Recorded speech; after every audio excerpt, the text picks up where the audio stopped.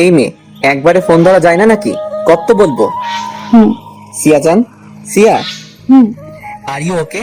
মানে কিছু কি হয়েছে? ঠিক আছো? হ্যাঁ। মোটেও না। কি হয়েছে বলো? কেউ কি কিছু বলেছে? আরে না, কে কি বলবে? তাহলে গলা এমন কেন? কান্না করিনি, আসলে আইসক্রিম খেয়েছিলাম তো, তাই ঠান্ডা লেগে গিয়েছে, গলা ভেঙে গেছে আর কি, তাই এমন লাগছে। সিয়া, ডোন্ট লাই। আচ্ছা বাদ দিন, আপনি কোথায়? ক্লাবে এসেছি। আচ্ছা অর্নিল, আমি রাখি, হ্যাঁ, আমার ঘুমোতে হবে, কাল কলেজ আছে। কিন্তু সিয়া। অনেক কিছু বলার আগে সিয়া ফোন কেটে দেয়। একসময় কান্না করতে করতে ঘুমিয়ে পড়ে। ওদিকে দোলা একদম মনমরা হয়ে নিচে নেমে আসতে শিলি বেগমের সাথে দেখা হয়। কি রে, কি হয়েছে? মুখটা এমন শুকনো লাগছে কেন? কিছু না মা। বলিস না, তুই সিয়ার মা হলে আমি তোর মা, সব বুঝি। কি হয়েছে? মা মেয়ে ঝগড়া করছিস? শিয়াকে তার বাবার বিষয়ে সব বলে দিয়েছি। কি বলিস? সিয়া ঠিক আছে? হয়তো ও অনিলকে ভালোবাসে অনেক। এখন আমি কি বলবো ওকে? আর অনিল যে খারাপ তা না, ছেলেটা যথেষ্ট ভালো। তাই বলে তুই রহমানের সাথে এমনটা করতে পারিস না। সিয়াকে বল অনিলকে ভুলে যেতে। যে ব্যক্তি সিয়ার বাবাকে খুন করেছে তাকে সিয়া নিজের শ্বশুর হিসাবে কিভাবে মেনে নেবে? আর সিয়া এখন সবই জানে, এটা সম্ভব না। সিয়াকে বল অনিলকে ভুলে যেতে। আর যাই হোক, আমার মেয়ে জামাইয়ের খুনির সাথে আমি আত্মীয়তা করতে পারবো না। দোলা, বুঝেছিস তুই? শিলি বেগম সেখান থেকে এসে পড়ে। দোলা রুমে চলে যায়, ঘুম নেই চোখে এক ফোঁটা। সিয়া যদি অনিলকে ভুলতে না পারে তাহলে কি হবে? আর অনিল কি এত জলদি সিয়ার পিছু ছাড়বে? মনে হয় না। আর অনিল ড্যাম শিওর যে সিয়ার কিছু না কিছু তো হয়েছে, নয়তো সে এমন করতো না। অনিল এগুলো ভাবছে আর একের পরে অ্যালকোহলের পেট মেরে যাচ্ছে। পরের দিন সকালে সিয়া দ্রুত পা ফেলে সিঁড়ি বেয়ে নিচে নেমে পড়ে। দোলা কিছু বলতে যাবে, কিন্তু সিয়া তার পাশ কাটিয়ে এসে পড়ে। কাউকে কিছু না বলে বাড়ি থেকে বের হয়ে যায়। মুখটা কেমন গোমরা, যেটা শিউলি আর দোলা দুজনে খেয়াল করে। শিউলি দোলাকে ইশারাতে শান্ত থাকতে বলে। এদিকে সিয়াতলা বাড়ি থেকে বের হয়ে বাইরে রিক্সার জন্য দাঁড়িয়েছিল। বেশ সময় চলে গিয়েছে, তবু কিছু পাচ্ছে না। বারংবার নিজের হাতে রাখা ঘড়ির দিকে তাকাচ্ছে। তখনই সিয়ার সামনে সশব্দে একটা গাড়ি থামে। সিয়া কিছুটা পিছিয়ে যায়। গাড়ির উইন্ডো খুলে নিচে নেমে এলে সিয়া দেখে সায়ন। এই যে বেয়ান, কেমন আছেন? জি ভালো, আপনি? হ্যাঁ, এই তো ভালো। তো কোথায় যাওয়া হচ্ছে? কলেজে? হ্যাঁ। উঠে পড়ুন, আপনাকে দিয়ে আসি। না না, আপনাকে কষ্ট করতে হবে না, আমি একাই যেতে পারবো। আমি হসপিটালে যাচ্ছি, আর আমার হসপিটাল থেকে আপনার কলেজ বেশি একটা দূর তো না। এখানে দাঁড়িয়ে দাঁড়িয়ে সময় নষ্ট করার থেকে চলুন, দিয়ে আসি। সিয়া ভেবে দেখলো এমনিতেই 10 মিনিট দেরি হয়ে গেছে, তাই সে 7-5 না ভেবে একসময় উঠেই পড়ে গাড়িতে। শান গাড়ি নিয়ে চলে যায়। ড্রাইভ করতে করতে হঠাৎ বলে ওঠে, তো এই বাসায় আপনাদের জি, আন্টি আর নানু কেমন আছে? সবাই ভালো। আর আপনি? আছি কোনো রকম। চোখ মুখ কেমন লাল হয়ে আছে আপনার? কি হয়েছে? কিছু না, এমনি। ডক্টর পাশে বসে আছে, অসুখের কথা বলতে পারেন। আরে না, তেমন কিছু না, ঠিক আছে। আদিবা আপু আর বাকিরা সবাই কেমন আছে? হ্যাঁ, সবাই বেশ ভালোই। এভাবে টুকটাক কথা বলতে বলতে একসময় সিয়া কলেজের সামনে এসে পড়ে। সিয়া গাড়ি থেকে নেমে পড়ে, শাওরিকে বিদায় জানিয়ে এসে পড়ে। তবে কলেজের ভেতরে ঢুকতেই গেলে দেখে অনিল দাঁড়িয়ে আছে, কিন্তু সে এখানে সিয়াকে দেখেনি। সিয়াও যেন অনিল চোখে না পড়ে তার জন্য মুখে নিজের নাকটা পরে নিয়ে দ্রুত পা চালিয়ে সেখান থেকে এসে পড়ে। যেই না একেবারে ক্লাসের রুমের ভেতরে চলে যেতে ধরবে, তার সাথে সাথে অনিল সিয়ার হাত ধরে টান দিয়ে এনে টেনে নিজে যেতে লাগে। সিয়া নিজে হাত ছাড়ানোর চেষ্টা করছে, বারবার অনিলকে হাত ছাড়ানোর কথা বলছে, কিন্তু অনিল তো হাত ছাড়ার পাত্র না। তাকে একদম কলেজের মাঠে নিয়ে যায়। আর এখন যেহেতু ক্লাস টাইম, তাই সবাই যার যার ক্লাসরুমে। মাঠটা পুরাই ফাঁকা। অনিল সিয়াকে টান দিয়ে নিজের সামনে এনে দাঁড় করে দেয়। সিয়া বিরক্ত মাখা মুখ করে আবার চলে যেতে ধরলে অনিল আবার তার হাত ধরে টান দিয়ে নিজের সামনে আনে। আর এবার অনিল তার হাত ছাড়েনি, শক্ত করে ধরে রেখেছে। কি হয়েছে? হ্যাঁ, প্রবলেম কি? সকালে এতগুলো ফোন দিলাম, মেসেজ দিলাম, ফোন ধরো না, রিপ্লাই নেই। এখন আবার আমাকে দেখে চলে যাচ্ছ লুকিয়ে। সমস্যা কি তোমার? ইগনোর কেন করছো? অনিল সিয়ার বেশ কাছে গিয়ে সে তার চোখ বন্ধ করে অন্য পাশে তাকিয়েছিল। অনিলের কথায় গতকাল রাতে সিয়া তার নানুর কথাগুলো মনে পড়েছে। কাল রাতে সিয়া নিচে নামতে ধরছিল, তখনই সে শিউলি বেগমের বলার সব কথাই শুনে ফেলে। সিয়া চুপ করে থাকলে কিন্তু এখনই এখানে কিছু একটা করে বসবো আমি। কারণ আমার এসব কিছু আর ভালো লাগছে না। ভালো লাগছে না মানে কি? কি ভালো লাগছে না? আরে প্লিজ হাঁটে ছাড়ুন, এখন আমার ক্লাস আছে। ক্লাসে গুল্লি মারি। তোমার কি হয়েছে বলবা? এমন করছো কেন? ওকে ফাইন, আমরা কলেজ টাইম শেষে ক্যান্টিনে বসে আস্তে ধীরে এই ব্যাপার নিয়ে কথা বলি। এখন আমি কিছু বলবো না তো, অযথা চিল্লিয়ে লাভ নেই, আমরা কলেজ শেষে কথা বলি। আর আপনি এখন দয়া করে আপনার অফিসে যান। কলেজ কয়টায় শেষ হয় তা তো জানিনি, এসে পড়বেন। এখন নিজেও যান আর আমাকেও যেতে দিন। অর্নিল হাত ছাড়ুন। অনিল এক ঝটকায় সিয়ার হাত ছেড়ে দেয়, তারপর রেগে মেগে সেখান থেকে এসে পড়ে। সিয়া কতক্ষণ অনিলের যাওয়ার দিকে তাকে থেকে নিজেও ক্লাসে এসে পড়ে। একটা সময় সিয়ার কলেজ টাইম শেষ হয়ে যায়। সে ক্লাসের বাইরে এসে আশেপাশে অনিলকে খুঁজতে লাগে।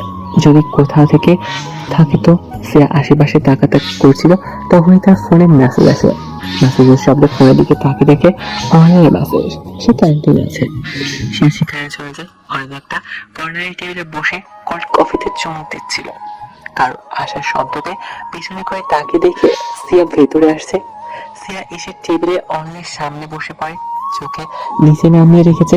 সিয়া তার ব্যাগটা পাশে রেখে টেবিলের উপর নিজের দু হাত জড়ো করে নিয়ে বসে। কাছের জানালা দিয়ে বাইরের দিকে তাকিয়ে আছে। আর অনিল তার কপালে স্লাইডে এক হাত রেখে সরু দৃষ্টিতে সিয়ার দিকে তাকিয়ে আছে। সিয়া অনিলের দিকে তাকিয়ে রেখে সে উল্টো তার দিকে তাকিয়ে আছে। তাদের চোখাচোখি হয়ে গেল। সিয়া আবার অন্যদিকে তাকায়। অনিল এবার সোজা হয়ে বসে, এক হাত মুখের কাছে ঠেকিয়ে বলে, এমন করছো কেন? আমাদের কি এটা প্রথম দেখা হচ্ছে নাকি? কি বলবেন তাড়াতাড়ি বলুন please. Siya, what's wrong with you? কিছু না। কি বলবো মানে? যেখানে গতকাল সকাল অব্দিও তোমার আর আমার মাঝে সবকিছু ঠিকঠাক ছিল, আর সেখানে আজ কিনা এমন।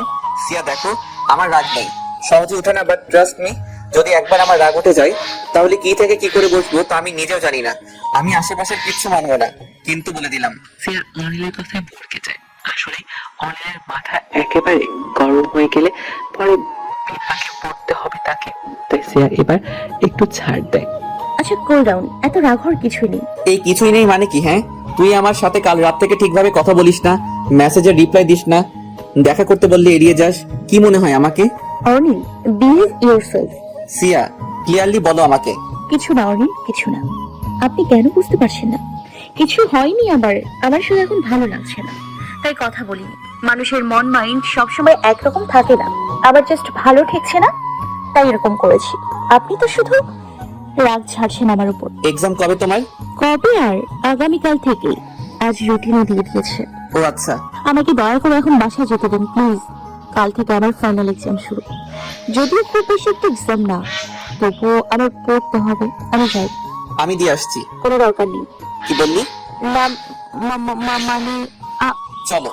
অনিল সিয়ার হাত ধরে বাইরে নিয়ে নিজের গাড়ির দরজা খুলে তাতে সোজা বসে দেয়।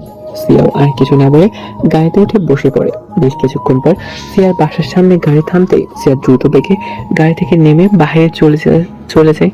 না নিজে কিছু বলে আর নাই অনিলকে কিছু বলতে দেয়।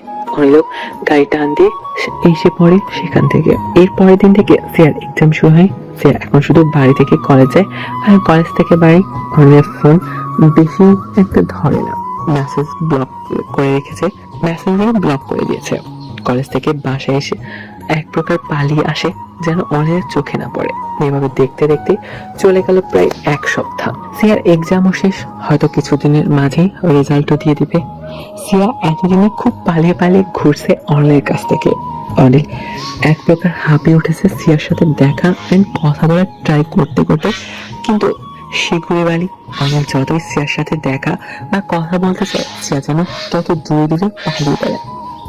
এটা সিয়ার কাছে খারাপ লাগে, তবে সে নিরুপায়। এখন সে বেশিরভাগ এখন মন মরা হয়ে থাকে। অনিলের সাথে সিয়ার সম্পর্কটা যে কিছুটা ঢিলা হয়ে এসেছে তা দোলা নিজে বুঝতে পেরেছে। আজ কলেজে যাবার পর অনিল সিয়াকে আঁকড়ে ধরে, কারণ আজ আমার বার্থডে। আর অনিল বলেছে যে সিয়া না গেলে নাকি সে কেক কাটবে না, আর শান্তি তো যাবেই। আর কোনো উপায় না পেয়ে সিয়া ওকে বলে দেয় যে সে যাবে। বিকেলের দিকে সিয়া ওর বাসার উদ্দেশ্যে বের হয়ে পড়ে। বার্থডেতে সব বন্ধুরা মিলে বেশ ভালো মজা করে। ওরা তো সিয়াকে যেতে দিতে চাইছিল না, কিন্তু দোলা সিয়াকে দ্রুত ফিরতে বলেছে। এই ভেবে সিয়া কোনো রকমে ওর কাছ থেকে পিছু ছাড়িয়ে চলে আসে। তবে বাইরে আসতে সিয়া পড়ে আরেক বিপদে, কেননা কোনো একটা যানবাহনে কিছু নেই। রাস্তায় দরজায় খুলে থাকা হাতের ঘড়ির দিকে তাকে ওরা 9:55 বাজে। এর মাঝে আকাশে মেঘের গর্জন করে ওঠে তীব্রভাবে।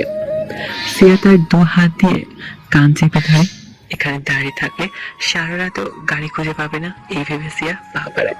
রাস্তার মানুষজন বেশ কম, বেশ নিরাপত্তার রাস্তার পাশে থাকা কুকুরগুলো সিয়া দ্রুত পা ফেলছিল। তখনই আরেকবার মেঘের গর্জন ওঠে। সিয়া তার আশেপাশে তাকাচ্ছে আর সামনে হাঁটছে। আসলে সত্যি বলতে এখন সিয়া কিছুটা ভয় করছে, কেননা রাত 20 হয়েছে। আর এমন মেঘ বৃষ্টির সময় রাত যতটা আধার করে আসেনি, তার থেকেও বেশি আধার করছে এই কালো মেঘ। হঠাৎ যেতে যেতে বিনা বাক্যে ঝমঝমে বৃষ্টি নেমে পড়লো, একেবারে হুড়মুড়িয়ে মুষলধারে বৃষ্টি। সিয়ার মাথার উপর হাত দিয়ে দৌড় দিয়ে একটা সামনে নিচে চলে যায়। যাক বাবা, তাও কাক ভেজা হয়ে গিয়েছে। থেকে থেকে বিদ্যুৎ চমকাছে আর প্রবল বেগে বৃষ্টি হচ্ছে। এমনকি সিয়ার থেকে কয়েক হাত দূরে জিনিসও স্পষ্টভাবে দেখা যাচ্ছে না। বেশ ভালো জোরে বৃষ্টি নেমেছে। বৃষ্টির বেগ কিছুটা কমার জন্য সিয়া অপেক্ষা করতে লাগে সেখানে। তবে বৃষ্টির থামা বা কমার কিছু নামই নেই। সিয়া হাতে থাকা ঘড়ির দিকে আবার তাকায়, দেখে 10:30 বাজছে। এবার ধরে নিশ্চিত চিন্তা করছে তার জন্য এভাবে এখানে দাঁড়িয়ে থাকলে কিচ্ছু হবে না। কে জানে বৃষ্টি কখন থামবে। এটা ভেবে সিয়া বৃষ্টির মাঝে পা বাড়ায়। নিমেষে পুরা ভিজে যায়। সিয়া ভিজে ভিজে বাড়ি গেছে হয়তো আর 5-10 মিনিট, তাহলে বাড়ি। তবে সে এখন বেশ ঠান্ডা লাগে। নির্ঘাত জ্বর এসে ছেড়েছে। ভাগ্যিস একটা পার্স ছিল নিজের সাথে, আর তাতে ফোনটা রেখেছে, নয়তো এই বৃষ্টির মাঝে নিজের ফোনকেও ভিজে ভিজে যাচ্ছিল। এর মাঝে আবার মেঘের গর্জন ওঠে, সাথে সিয়াও ভয় বাড়ছে। শীতের চোটে কাঁপাকাঁপি শুরু হয়ে গেছে। আল্লাহ আল্লাহ করতে করতে বাড়ি অব্দি পৌঁছে গেলেই ব্যাস। সিয়া এখন নিজের বাড়ির বেশ কাছে এসে পড়ে। তখনই নিজের হাতে কারো একটা হ্যাঁচকা টান অনুভব করে। এতে সে বেশ ভয় পেয়ে যায়, কিছুটা চিল্লিয়ে ওঠে। তবে পেছনে ঘুরে তাকাতেই দেখে অনিল। সে একেবারে ভিজে চুবু চুবু, মাথার চুলগুলো ভিজে, মুখ চুয়ে চুয়ে পানি পড়ছে, গায়ে থাকা জ্যাকেটটা ভিজে গেছে একদম। সে শূন্য চোখে অনিলের দিকে তাকিয়ে থাকে। পরক্ষণে নিজের হুঁশ ফিরিয়ে সে নিজের বাহুতে অনিলকে শক্ত করে ধরে থাকতে দেখে। সিয়া নিজের বাহু ছাড়িয়ে নিয়ে চলে আসতে দিলে অনিল এবার সিয়াকে অনেক জোরে টান দিয়ে নিজের কাছে নিয়ে সর্বশক্তি দিয়ে হাত দিয়ে সিয়ার গাল চেপে ধরে। এতে সিয়া ব্যথায় চোখ কুচকে ফেলে। অনিলের হাতের উপর নিজের 2 হাত দিয়ে ছাড়ানোর চেষ্টা করছে, কিন্তু পারছে না। অনিল তার ডান হাত দিয়ে সিয়ার কোমর পেঁচিয়ে ধরে, বাম হাতে তার গাল চেপে ধরে। অনেক রাগ নিয়ে সিয়ার মুখের সামনে নিজের মুখ এনে বলে, কম ভালোবাসতি তোকে? না বল আমায়, কিসের কমতি ছিল? আমি আমার ভালোবাসায় কিসের কমতি রেখেছিলাম? তারপরেও তুই আমাকে রেখে ছেড়ে চলে যেতে চাস? তুই জানিস না তোকে ছাড়া আমার বাঁচা বড় দায়? তারপরেও কেন? আজ কতটা দিন ধরে তুই আমার সাথে কথা বলিস না, দেখা করিস না। জানিস এগুলো আমাকে ঠিক কি পরিমাণ হার্ট করে? তোর এত পরিমাণে অবহেলা আমি আর নিতে পারছি না সিয়া। আমি সত্যি আর পারছি না এইসব সহ্য করতে। অনেক ছাড়ুন আমাকে, আমার লাগছে অনেক। অনিল সিয়াকে এক ঝটকা দিয়ে সরিয়ে দেয়। এবার যেন সে একটু বুক ধরে দম নেয়, কারণ এতক্ষণ তার দম আটকে আসছিল। এতটাই শক্ত করে চেপে ধরছিল অনিল তাকে। সিয়া খেয়াল করে দেখে অনিল রাগে ফুঁসছে। কি করব আমি? বল আমাকে। না, কি করতে হবে শুধু একবার বল আমাকে, আমি তাই করব। তবু তুই আমার হয়ে থাক, আমার আগের সিয়া হয়ে যা। হব না কখনো আমি। মানে? মন ভরে গেছে আমার আপনার থেকে, আর ভালো লাগে না আপনাকে। এখন ভালোবাসি না আমি আপনাকে। দূরে থাকুন আমার থেকে, আর আমাকে আমার মতো থাকতে দিন। শুনেছেন আপনি? আমি আপনাকে আর ভালোবাসি না। এটা আমি বিশ্বাস করি না। তুমি ডাহা মিথ্যা কথা বলছো। অনেক এটাই সত্য। ওই শোন, তোকে আমি যে পরিমাণে চিনি না সেটুকু তুই নিজেও নিজেকে চিনিস না, বুঝেছিস? সো আজের কথা বাদ দে। আর এবার বল সমস্যা কি? কেন দূরে দূরে পালিয়ে বেড়াস আমার কাছ থেকে? সিয়া, কিছু জিজ্ঞেস করছি, বলো। সিয়া, এই বৃষ্টিতে এইভাবে দাঁড়িয়ে থাকার কোনো মানেই হয় না। আর যতক্ষণ পর্যন্ত না তুমি আমাকে কিছু বলছো, ততক্ষণ না আমি নিজে এখান থেকে যাব, আর নাই তোমাকে এখান থেকে যেতে দিব। তো প্লিজ বলো। আরে আই লাভ ইউ ডিয়ার, আরে আই লাভ ইউ ইয়ার। ভালোবাসি আমি তোকে। পারবো না এখন তোকে ছাড়া নিজের জীবন লিড করতে। মাথা মোটা, কেন বুঝিস না এই কথা? সিয়া, কি হয়েছে বলো আমাকে। কোনো সমস্যা হলে তার সমাধানও আছে। বলো আমাকে হয়েছে কি? সিয়া, কেন দূরে ঠেলে পাঠিয়ে দিচ্ছ আমাকে তোমার কাছ থেকে? সিয়া, বলো।